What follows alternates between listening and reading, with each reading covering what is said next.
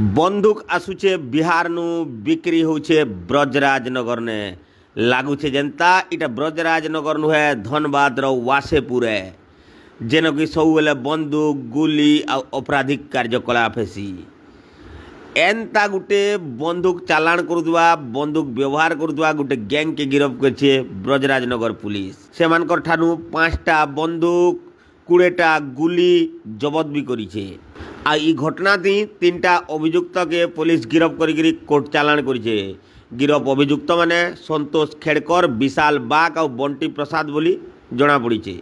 बंटी प्रसाद बिहार नु बंदूक घिनुले और ब्रजराजनगर अंचल थी इटा के गुटक 50,000 टଙ୍କା लेखा दे बिक्री करुले।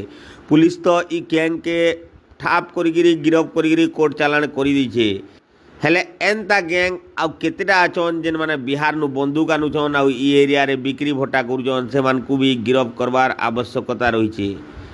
आ सबुतु बड़ कथा हैला ई माने जेतेले गिरफ होइकरी जाउछन कोर्ट चालान होउछन सेनो काना सजा मिलुछे ई मान को कठोर नु कठोर दंड मिलुछे कि माने मासे 2 मास ती बेल ती बाहरी आसी करी फेर एंता बंदूक कारबार थी लिप्त रहउछन सेटा गुटे बड़ प्रश्न है।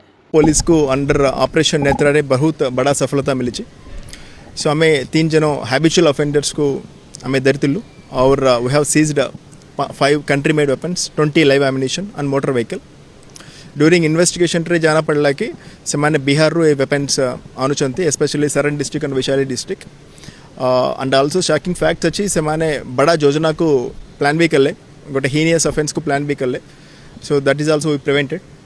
We are also reiterating that Jharsuguda police is having zero tolerance against organized illegal arms trafficking and we request public please cooperate us अपनो पाकर किसी information अच्छी तो अपनो kindly अपनो share करन तो we will ensure safer Jharsuguda। Thank you।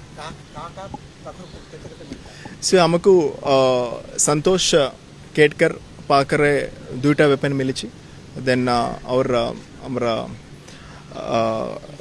Vishal पाकरे 2टा milli and Bunty पाकरे गोटे मिली